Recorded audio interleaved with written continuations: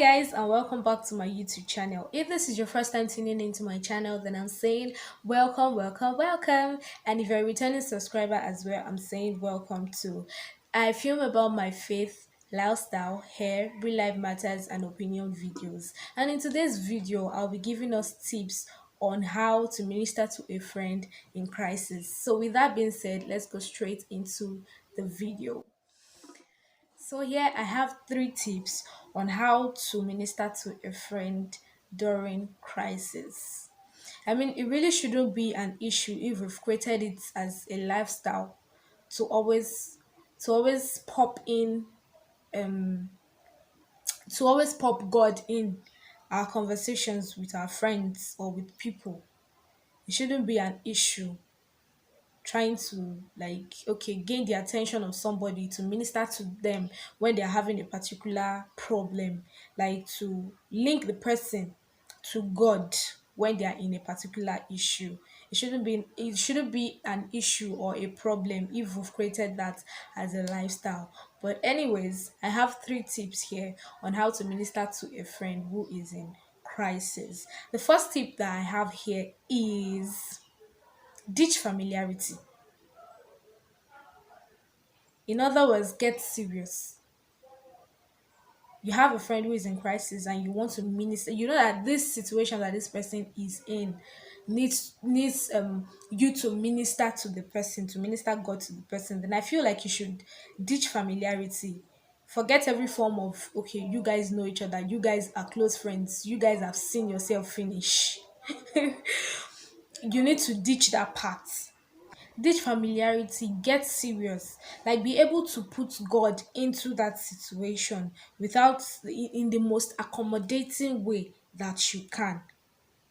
And that can only be achieved if you ditch familiarity between you and your friend and get serious and let the person know that I am ministering to you.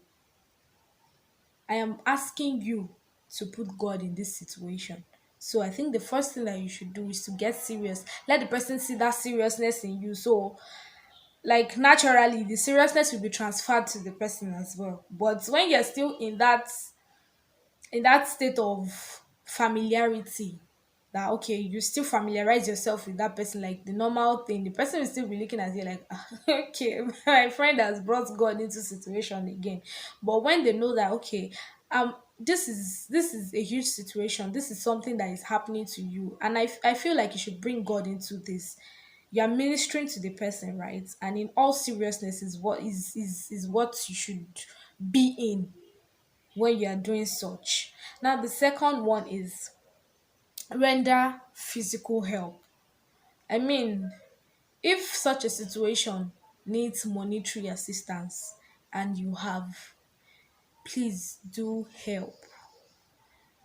Or if the situation needs monetary assistance but you don't have up to that, the little you have, render the assistance, because some people can just be so petty that if you start ministering to them during their crisis, the first thing that will be on their mind is, say I get this kind of issue, and you know that this is what I need, and you are talking to me about God. Like people can be like that.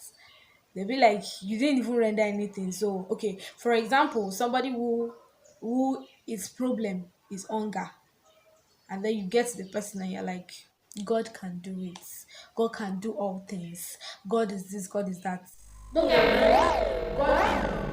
God can do it.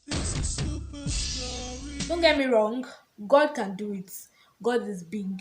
God is able to handle the situation. But do you have food in your house, please? Please, if you have food, bring the food first. Let the person eat. After the person has eaten, then you tell God. Yeah, then you tell the person rather, God is a God of provision. When you even say that God is a God of provision, he won't be able to argue with himself. He or she will not be able to argue with themselves that he truly is a God of provision, because obviously God has provided for that person through you. You ministering to the person will go a long way if you render physical help to the person first. And the last thing that I have here is prayers. We cannot underestimate the power of prayers. Do not let us underestimate the power of prayers. I would say pray with the person and pray for the person. There are those two things that are actually different. Praying with the person and praying for the person. Praying for the person is more like interceding for the person, praying on behalf of the person. So in your prayers as well, remember the person. Remember the person in your prayers. Put the person in your prayers. As a matter of fact, I learned something that when you're in the place of prayer, if you remember one particular person at that particular time where you are praying, like you're having your quiet time and then you are doing your prayers and everything, and during your prayer you somebody came to your mind, please pray for that person.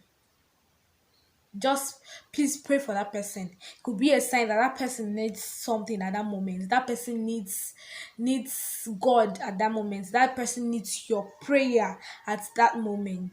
So intercede for that person. The power of intercession is so great, is so powerful.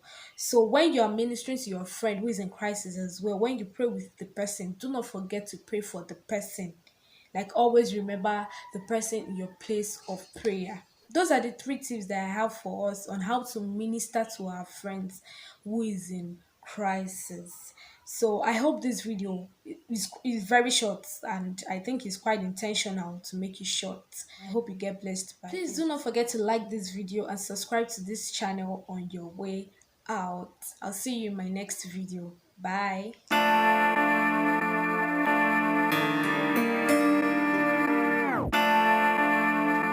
And in today's video, a place of intercession in the life of a Christian is hey, Jesus Christi.